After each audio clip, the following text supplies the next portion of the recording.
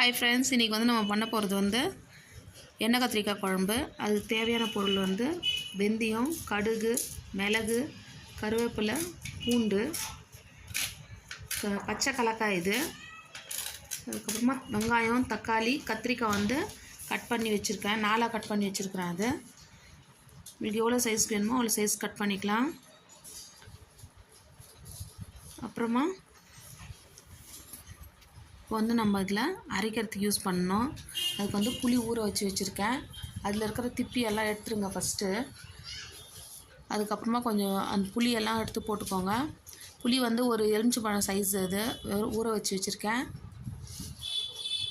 அதில் போட்டுடலாம் ஜாரில். பாருங்கள், புளி தோலெல்லாம் இருக்குது, நாரெல்லாம் இருக்குது. அதெல்லாம் எடுத்துகிட்டு போடுங்க. கொட்டை எல்லாம் இருக்கும், அதெல்லாம் எடுத்துகிட்டு போடுங்க.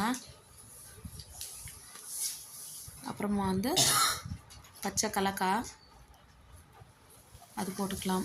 அது ஒரு 50 கிராம்ஸ் இருக்கும், ஒரு 3-4 ஸ்பூன் இருக்கும் அது. அதுக்கப்புறமா 1.5 ஸ்பூன்னு மிளகாய்த்தூள் வந்து இது வந்து குழம்பு மிளகாய்த்தூள். இது ஒரு 1.5 ஸ்பூன் போட்டுக்கோங்க. உங்களுக்கு காரம் எவ்வளோ வேணுமோ அவ்வளோ போட்டுக்கலாம். காரம் கம்மியாக இருந்தால் கம்மியாக போட்டுக்கோங்க, ஜாஸ்தி வேணும்னா இன்னும் கொஞ்சம் ஜாஸ்தி போட்டுக்கோங்க. அதுக்கப்புறமா வெங்காயம், இது வந்து 2 பெரிய சைஸ் வெங்காயம் போட்டு அரைக்கிறதுக்கு போட்டுக்கலாம். அதுக்கப்புறம் 2 சின்ன மீடியம் சைஸு தக்காளி போட்டிருக்கேன். இது வந்து அரைச்சி எடுத்துக்கலாம். ஓகேங்களா? இதில் கொஞ்சம் உப்பு போட்டுக்கோங்க. கல்லுப்பு போட்டிருக்கேன் தேவையான அளவு. அரைச்சி வச்சுட்டு அதுக்கப்புறம் இது வந்து அந்த கத்திரிக்காய் கட் பண்ணி வச்சுருக்கோம் இல்லைங்களா, அதில் வந்து ஸ்டஃப் பண்ணிக்கலாம். இது ஸ்டஃப் பண்ணிங்கன்னா கொஞ்சம் மசாலா வந்து அதில் நல்லா பிடிக்கும். ஒரு 5 நிமிஷம் ஊற வச்சுட்டு அதுக்கப்புறமா நம்ம வந்து குக்கரில் போட்டு வதக்கி வச்சுக்கலாம். இது வந்து குக்கர்லேயும் பண்ணலாம், அப்படி இல்லைன்னா கடாயில் பண்ணுறதா இருந்தாலும் கடாயில் பண்ணிக்கலாம். நான் வந்து இப்போ குக்கரில் தான் பண்ண போகிறேன். ஓகேங்களா? நல்லா ஸ்டஃப் பண்ணிக்கோங்க. இந்த மாதிரி எல்லாம் ஸ்டஃப் பண்ணி வச்சுக்கலாம். அதுக்கப்புறமா குக்கரில் கொஞ்சம் எண்ணெய் ஊற்றிட்டு அதில் வந்து கடுகு, மிளகு, வெந்தயம், கருவேப்பிலை, மிளகு போட்டு கொஞ்சம் நல்லா வதங்கின அப்புறமா பொரியட்டும். அது பொரிஞ்ச அப்புறமா பூண்டு போட்டுக்கலாம். பூண்டு போட்டு கொஞ்சம் நல்லா வதங்கணும். வதங்கினதுக்கப்புறமா நம்ம வந்து ஸ்டஃப் பண்ணி வச்சுருக்கோம் இல்லைங்களா கத்திரிக்காய், அது வந்து அதில் போடலாம். கொஞ்சம் வந்து பெருங்காயம் போட்டுக்கணும். பெருங்காயம் போட்டிங்கன்னா டேஸ்ட்டும் நல்லாயிருக்கும், ஸ்மெல்லும் நல்லாயிருக்கும். அதில் அதுவும் கொஞ்சம் பொரியட்டும். அதுக்கப்புறமா வந்து கத்திரிக்காய் நம்ம ஸ்டஃப் பண்ணி வச்ச கத்திரிக்காவை அதில் வைக்கலாம். அப்படியே போட்டுறாதீங்க, அப்படியே அலக்கலக்காக வைக்கணும். அப்போ வந்து இல்லாட்டி எண்ணெய் எல்லாம் இதுவாகும். கொஞ்சம் அப்படியே வச்சிங்கன்னா அது உள்ளே இருக்கிற மசாலா அப்படியே இருக்கும். கொஞ்சம் வதங்கிறதுக்கு கொஞ்சம் நல்லாயிருக்கும். அது மொத்தம் போட்டு கலராதீங்க தயவு செஞ்சு. கலந்திங்கன்னா அந்த மசாலாலாம் வெளியே வந்துடும். அது உள்ளேயே இருக்கும்போது கலந்திங்கன்னா கொஞ்சம் மெல்லமாக திருப்பி விட்டிங்கன்னா அந்த மசாலா உள்ளேயே இருக்கும், நல்ல டேஸ்ட்டும் இருக்கும் அதில். ஓகேங்களா? நீங்கள் எப்போவுமே போட்டு கலராதீங்க, அப்படியே போட்டு ஆட்டி விடுங்க. நம்ம மீன் குழம்புக்கு போட்டு ஆட்டுவோம் இல்லைங்களா, டபாக் அந்த மாதிரி ஆட்டுங்க. ரொம்ப போட்டு கலராதீங்க, ஓகேவா? அப்படி கலர்னிங்கன்னா அந்த மசாலாலாம் வெளியே வந்துடும். பாருங்கள், அப்படி மெல்லமாக திருப்பி விடணும்.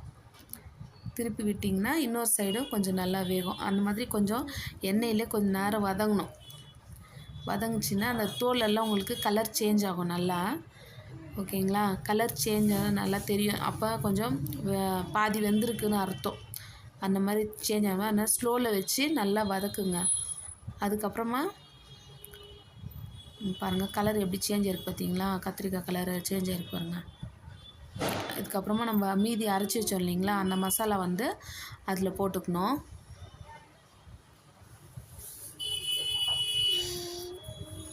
அது போட்டு கொஞ்ச நேரம் வதக்கணும். வதக்குனிங்கன்னா அதில் வந்து அந்த கலக்காய் அது வந்து பச்சை ஸ்மெல்லு இருக்கும். நம்ம அப்படியே போட்டோன்னா அது கொஞ்சம் பச்சை ஸ்மெல் போகிற வரைக்கும் நல்லா கொஞ்சம் ஸ்லோலியாக போட்டு வதக்கணும். நீங்கள் பாருங்கள் வதக்கிறது எப்படி இருக்கா, நல்லா வதக்கணும். வதக்கி விட்டுட்டு அதுக்கப்புறமா உங்களுக்கு எவ்வளோ தண்ணி வேணுமோ அவ்வளோ தண்ணியை ஊற்றிக்கோங்க. இது வந்து மிக்ஸி கழுவின தண்ணி, இதில் அதையும் ஊற்றிக்கலாம், வேஸ்ட் பண்ணக்கூடாதுல்ல. ஓகேங்களா? போட்டு கலந்து உங்களுக்கு எவ்வளோ தண்ணி வேணுமோ அவ்வளோ தண்ணி ஊற்றிக்கலாம். ரொம்ப இது வந்து லாஸ்ட் டைம் நம்ம தண்ணி கம்மியாக ஊற்றிட்டாங்கன்னா ரொம்ப திக்காக இருக்கும் அது. அதனால கொஞ்சம் தண்ணி எப்படி உங்களுக்கு தலைன்னு வேணும்னா அப்படி ஊற்றிக்கோங்க, இல்லை தண்ணியை வேணுன்னா அப்படி தண்ணி ஜாஸ்தி ஊற்றிக்கோங்க. இது வந்து போட்டு கலந்துக்கலாம். பாருங்கள் எவ்வளோ நல்லா திக்காக வருது. இது எதுக்கு திக்காக ஆச்சுன்னா, நீங்கள் வெங்காயம் தக்காளி மட்டும் போட்டு பண்ணி அதை மிக்ஸியில் போட்டு அடிச்சிருந்தீங்கன்னா உங்களுக்கு இவ்வளோ திக்னஸ் வராது. தேவையான அளவு உப்பு போட்டுக்கோங்க. அந்த கலக்காய் போட்டதால், பச்சை கலக்காய் போட்டதால் தான் உங்களுக்கு அந்த திக்னஸ் வரும். இப்போ வந்து நம்ம ஒரு 2 விசிலுக்கு வச்சுக்கலாம். 2 விசில் அடிச்சிருச்சு. அதுக்கப்புறமா குழம்பு ரெடி ஆயிடுச்சு. அது சாப்பாட்டில் போட்டிருக்கேன். கத்திரிக்காயெலாம் நல்லா வெந்திருக்கு, கலர் சூப்பராக வந்திருக்கு பாருங்கள். எவ்வளோ டேஸ்ட்டாக இருக்கும் தெரியுங்களா? செம்மையாக இருக்கும் பாருங்கள் எப்படி இருக்குது கலர். ஒரு நாள் நீங்களும் ட்ரை பண்ணி பாருங்கள், டேஸ்ட் பண்ணி பாருங்கள். சப்ஸ்கிரைப் பண்ணுங்கள், ஷேர் பண்ணுங்கள், கமெண்ட் பண்ணுங்கள்.